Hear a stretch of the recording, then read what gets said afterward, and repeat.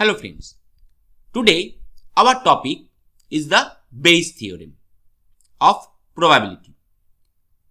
Now already in the previous video lecture we have described about the theorem of total probability, and Bayes theorem is deriving from that particular theorem of total probability. Now what is the theorem of total probability says? Now that is the formula that theorem of total probability says that if we have PB, and that one is particularly when we have n number of events, that is particularly AI written, and those all are mutually exclusive, and after that when the event B is occurring, then we can say PB is equal to summation of I is equal to 1 to n and PB by AI into PAI. That means each and every event has been occurred before for A, and after that the B is occurring, and that is also coming from the conditional probability. Now Bayes theorem is the deduction from the above theorem of total probability. We now consider the conditional probability statement once again, that is PA by B is equal to P of A intersection B upon PB, where B event has been occurred and after that the event A is occurring, and that has been already occurred. So we can write the PB as, according to the theorem of total probability, that P of B by A1 into P of A1 plus P of B by A2 into P of A2 plus up to P of B by AN into P of AN, and the numerator is P of A intersection B. So PB has been replaced using the theorem of total probability. So once again we can say that P of A intersection B is equal to P of B intersection A, and that can also be written as P B by A into PA. So that means that can also be written that A event has been occurred before, after that the B is occurring. Look once again, the intersection is commutative, so that's why A intersection B can be written as B intersection A. So that is P of B by A into PA. Now look at the thing once again. Just the previous problem give us P, just look at the formula, PA by B. That one is written here, PA by B. So we can write here, according to PA intersection B is equal to PB intersection A. So PA by B is equal to P of B by A into PA. That means B has been occurred before, but here we are writing it in the way A has been occurred before upon the theorem of total probability of that one. So this is true for any event A, and so replacing A by AI we rise to the result known as Bayes theorem. That means P of AI by B is equal to P of B by AI into PAI by the each and every events for A. Now what is the special case of Bayes theorem? Here we have already considered that the events A has been occurred before and all are mutually exclusive. Now we are thinking here that no, not all there are not so many events are there, only two events. In this case, where we consider A is an event and is in a sample space S, and the sample space S is partitioned by only two, that is A, event A, and the complement of the event A. Hence, the simplified version of the theorem of total probability and Bayes theorem is shown below, like PB is equal to B by A into PA, where that one was P of B by A1 into P of A1 plus P of B by A2 into P of A2 in that way up to AN. But here not so much events A, only two events A and its complement. So we can write P of B by A into PA plus P of B by A dash into A dash or the complement. That means here according to the diagram A is the only event and another event is the complement of A. Now the event B is occurring. So according to the diagram and just like the set theory Venn diagram, we can say that portion, intersection portion is just A intersection B. That portion is B intersection A complement and that one is A intersection B complement.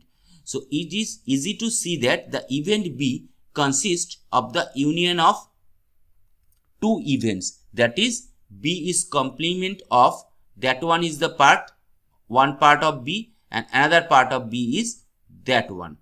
So union of the events A intersection B and B intersection A complement. So that we may write B as the union of these two disjoint events. Those are already disjoint.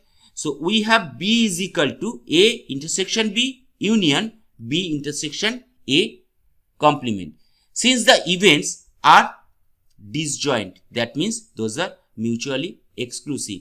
So they must also be independent, and so also we can write the additional law of probability. So PB is equal to P of A intersection B plus P of B intersection A complement. And using the conditional probability result, that means A intersection B. So we can write that one. P A intersection B is equal to P B by A into PA. That means that event has been occurred before.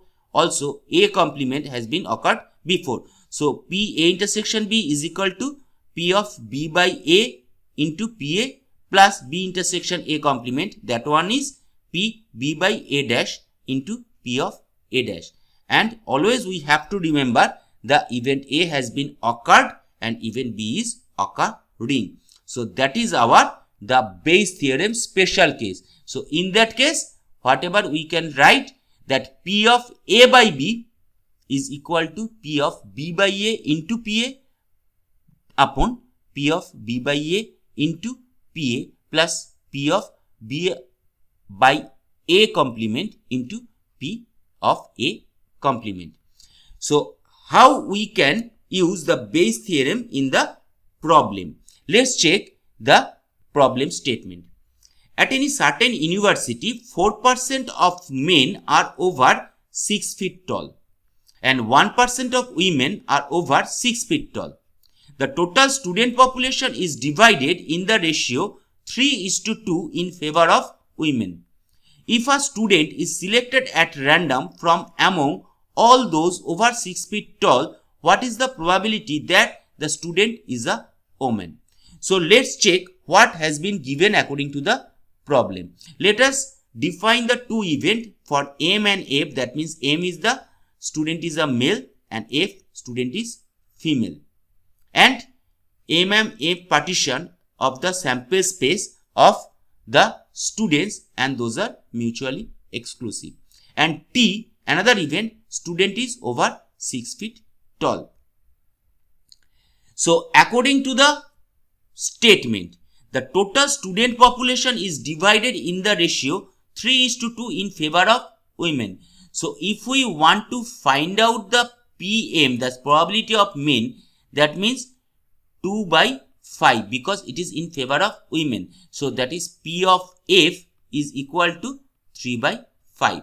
Now check, 4% of men are over 6 feet tall. So according to general knowledge that men birth first, then it become tall. So the event men or male is the first one, then the tall event occur. So that is the probability of T by M is equal to given 4% or 4 by 100. Then another one, 1% of women are over 6 feet tall. That means once again it has been given the female event has been occurred before and after that the tall event occurred. So that is 1 by 100. So the question is, the student is selected at random from among all over 6 feet tall. So that means whatever we have to find out, already the event has been occurred. That means we are selecting a student that is over 6 feet tall. So that is the event already occurred. Then what is the probability that the student is a woman? That means that is a female. We have to find out that. Let's check. So that means PM is equal to 2 by 5. So PF is equal to 3 by 5. T by M already given 4 by 100. T by F already given 1 by 100. So we have to find out a student which is over 6 feet tall. That means that event has been occurred before and then that is a woman. So that is our required question. So according to Bayes theorem, we can use the formula that is P of F by T. So that we can write out as P of T by F into PF. Let's check the theorem once again. That is giving that P of A by B is equal to P of B by A into PA divided by P of B by A into P of A plus its complement, S complement, that means B by A complement into P of A complement. So that is F by T. So that is written as T by F into PF upon P of T by F into PF. Now what is the complement of woman or female? That is male. So that is P of T by M into PM. Now already we know all the values of those particular. So T by F is equal to, already we know that is 1 by 100. PF that is 3 by 5. T by F 1 by 100 into PF 3 by 5. T by M that is 4 by 100 into PM that is 2 by 5 and final result is 3 by 11. And that is how we can use the Bayes theorem to find out the problem result. In the next video already we will discuss another problem on Bayes theorem.